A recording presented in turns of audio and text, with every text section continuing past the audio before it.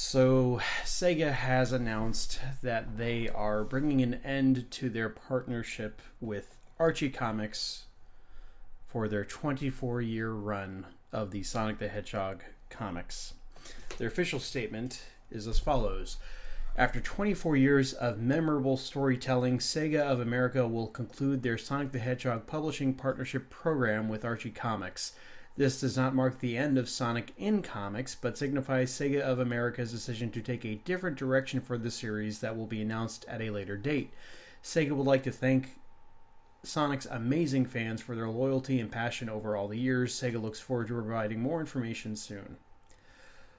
So this has actually been the longest running video game based comic book. I think it holds like the Guinness record for that. More than 290 issues. It launched back in 1993. I remember being about 8 years old and seeing I went into a random magazine stand. Those aren't around anymore, but in a mall, there's very few of those around still. In a mall magazine stand and seeing issue number 3. And I bought it. And I never had a subscription to it. I would always just, see it randomly on grocery stores would carry a few comic books, and sometimes they would carry Sonic, and I would pick up an issue here and there, and I think I have quite a few of them somewhere. Probably close to about 50 issues or so. But that's what I read when I was a kid, because I couldn't convince my parents to buy me a Sega Genesis for years. I think it was when the PlayStation came out, and that was hot. No one wanted a Sega Genesis anymore. I got one secondhand from a neighbor, and some like Sonic 1, Sonic 2, and a couple other games.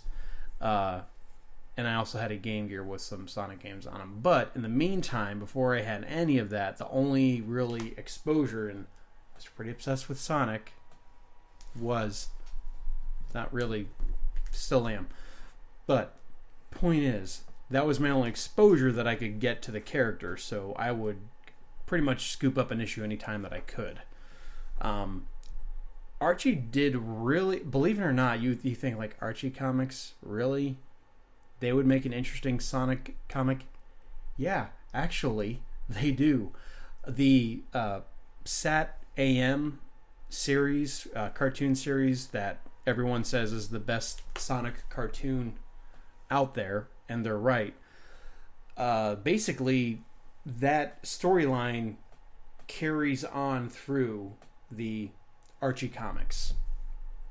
So it's a much darker tone some of the time. Like, characters, they go through some pretty interesting stuff as far as characters being killed or not killed. Like they actually do a lot of like the typical comic book tropes that you see in like Marvel and DC comics, but done in a Sonic storyline, which does involve like kingdoms and Robotnik trying to take over and roboticize everyone, and it takes the game world of Sonic and makes it more interesting.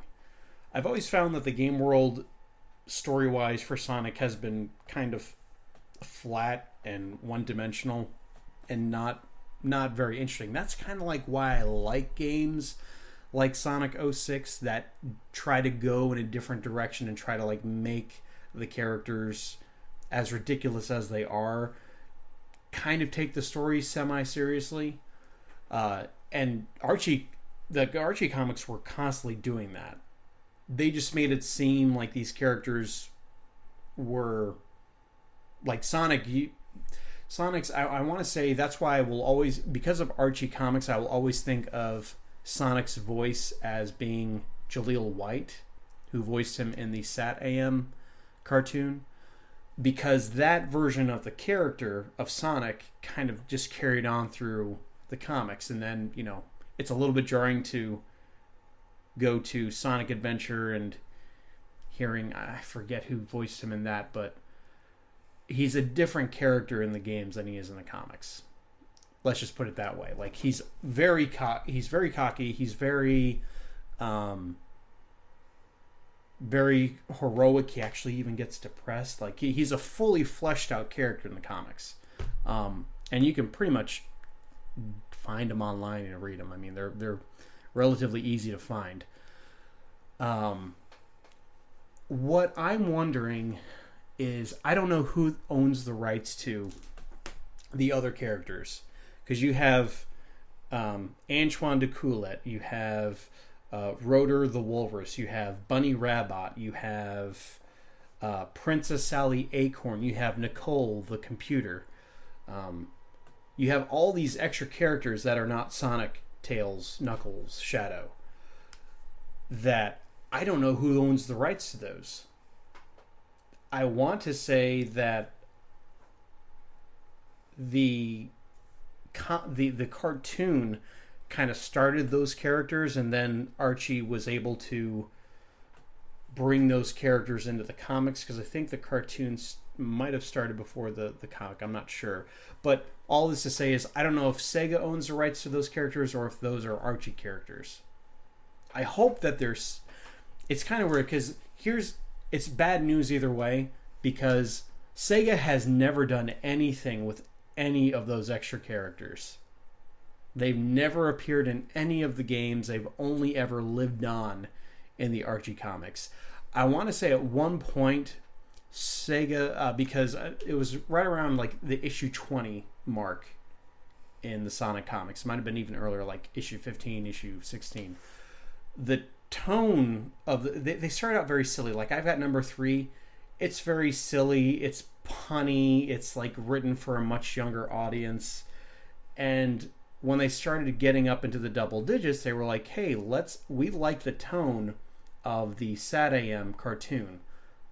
And they copied that. And Sega of America was like, we would really prefer you guys to stick to the more humorous storylines. And they said, yeah, but this is selling much better. Because that's what the fans wanted. They wanted the more serious, kind of darker toned stories. And that's what Archie did for almost 300 issues.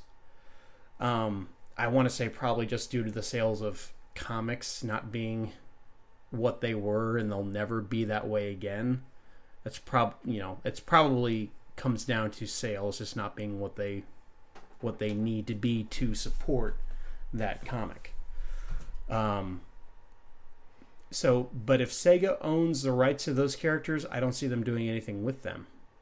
And if Archie owns the rights to the characters, what are they going to do with them? They don't have the rights to use them in a Sonic comic, so you can't use them then either. So hopefully that little glimmer of hope that Sega said that the character is not done in the comic medium, maybe they'll get it to someone else, to another comic company that can then use those characters, or even carry the storyline on. That's kind of like a pipe dream, because I kind of think that they would just reboot Sonic at this point in the comics. But kind of an end of an era. A few years ago, not even that long ago, like I want to say like 1 or 2 years ago, I caught up on all the comics that I had missed while I was growing up. I downloaded them all onto my tablet and just read them like in between calls at work, and I think I caught up, and then I stopped because I was like, I have to wait a month. I can't do this anymore. And I just kind of fell out of it. But now that they're all there, and I don't even think they finished the story here. Like they weren't given enough time to like do a true conclusion. Which ironically, that's how the Sad AM cartoon ended. It ended on like I want to say they had season 3. They teased a major character who actually shows up in the comics. But they teased a major character at the end of season 3, and then it just never happened. So kind of ironic that the comic has a very similar conclusion happen to it. I'll miss you, Archie Comics.